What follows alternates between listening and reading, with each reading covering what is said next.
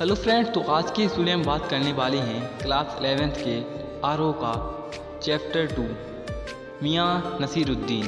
Class 11th के इस chapter के हम पूरे पाठ का सार देखने वाले हैं। मियाँ नसीरुद्दीन ख़ानदानी नानबाई हैं। नानबाई वो होते हैं तरह तरह की रोटियां बनाकर बेचते हैं। लेखिका एक दिन दोपहर के समय मस्जिद के आड़े पड़े मटिहाल के गड़िया मोहल्ले की तरफ गईं।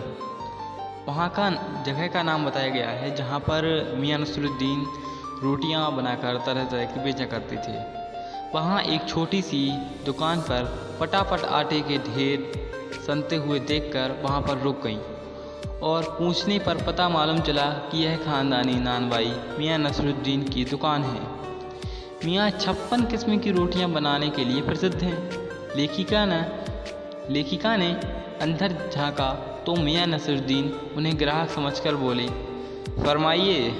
लेखिका ने उनसे कुछ सवाल पूछने के लिए आग्रह किया। मियाँ ने पूछा कि आप कोई पत्रकार तो नहीं हो ना? उत्तर ना मिलने पर मियाँ ने प्रश्नों के उत्तर देने के लिए हाँ कर दी। लेखिका ने पूछा, तरह तरह की रोटियां बनाना आपने कहाँ से सीखी? मियाँ नसीरुद्दीन ने लेखिका को गुस्से से देखा और कहा कि नानबाई जानकारी लेने कहीं और जाएगा क्या नगीना साज के पास जाएगा? नगीना साज में वो होता है जो नगीना को जोड़ता है। इसी प्रकार उन्होंने कहा कि आईना साज के पास जाएगा जो आईना जोड़ते हैं। और इसी तरह से उन्होंने कई लोगों के नाम लिए। यह तो हमारा ख़ानदानी पेशा है। मैंने जो सीखा है अपने पिताजी से सीखा है। हमारे पिताजी स्वर्गवास हो जाने पर हम उनके ठिए पर आकर बैठ गए, मतलब उनकी जगह पर आकर बैठ गए। वो जो काम करते वही काम हम करते हैं। लेखिका ने प्रश्न किया, आपके पिताजी? मियाँ ने जवाब दिया, हमारे पिता वालिद साहब मशहूर थे। मियाँ बरकत शाही नानबाई गड़ैया वाले के नाम से प्रसिद्ध थे। हमारे दादा आला नानबाई मियाँ कल्लन के नाम से प्रसिद्ध थे। लेखिका ने पूछा, आपको इन दोनों में से किसी की कोई नसीहत याद है क्या? मियाँ ने जवाब दिया, काम करने से आता है, नसीहतों से नहीं। लेखिका ने कहा, तो मियाँ आपने सीधे ही नानबाई का हुनर सीख लिया क्या? मियाँ बोले, पहले बर्तन धोना सीखो, फिर भट्टी बनाना सीखो, फिर आँच देना सीखो। कहने लगे, तालीम की तालीम भी बड़ी चीज़ होती है। पहले हमने खोमचा लगाया तभी आज यहाँ बैठे हैं। लेखिका ने पूछा, क्या यहाँ और भी नानबाई हैं? मियाँ ने कहा, बहुत हैं पर ख़ानदानी नहीं हैं। कहने लगे कि हमारे बुजुर्गों से बादशाह सलामत ने यूँ कहा, मियाँ नानबाई कोई ऐसी चीज़ बनाओ जो ना आग से पके ना पानी से बचे। उन्होंने ऐसी कोई चीज़ बनाई जो बादशाह सलामत ने खूब खाई और फिर सराही। पकवान का नाम पूछने पर कहने लगे, हम नहीं बताएंगे। कहा गया है ख़ानदानी नानबाई कुएं में भी रोटी पका सकता है। लेखिका ने फिर पूछा, आपके बुजुर्गों ने शाही बावर्ची खाने में काम तो किया ही होगा। मियाँ ने कहा, कह दिया ना कि बादशाह सलामत के हुक्म पर पकवान बना जाते थे। लेखिका ने कहा, दिल्ली के किस बादशाह के पास आपके बुजुर्ग काम किया करते थे? इस पर मियाँ रूठ गए और कहा, जहाँपनाह बादशाह सलामत जी के यहाँ। लेखिका, कौन से बहादुर शाह जफ़र? कौन से बादशाह? बहादुर शाह जफ़र। मियाँ, आपने बादशाह के नाम चिट्ठी रुक्का भेजना है क्या?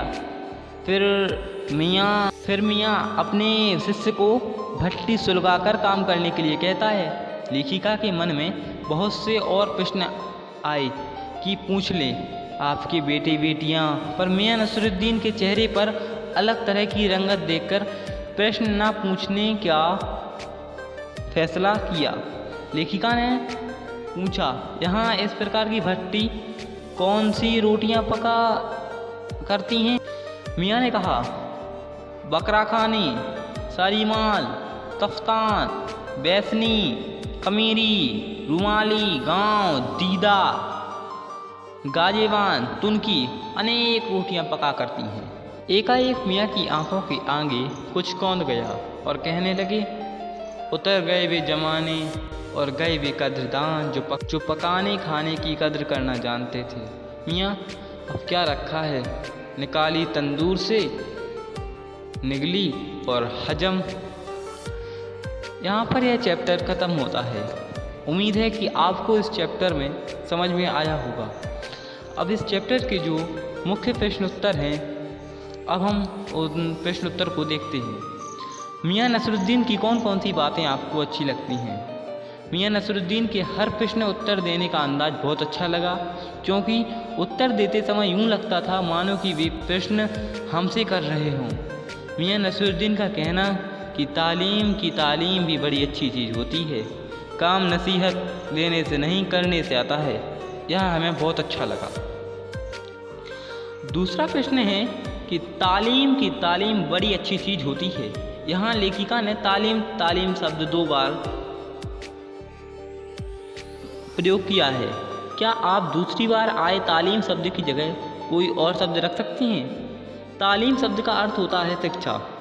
यहाँ लेखिका ने तालीम शब्द का प्रयोग 2 बार किया है, क्योंकि किसी भी विषय की जानकारी के लिए शिक्षा लेनी पड़ती है। शिक्षा किस ढंग से लेनी है, उसकी जानकारी लेना भी अनिवार्य है। अतः शिक्षा प्राप्त करने का ज्ञान होना आवश्यक है। Thank you friends for watching till and. आपसे मेरा एक अनुरोध है कि मेरे चैनल को सब्सक्राइब कीजिए, लाइक कीजिए, कमेंट कीजिए।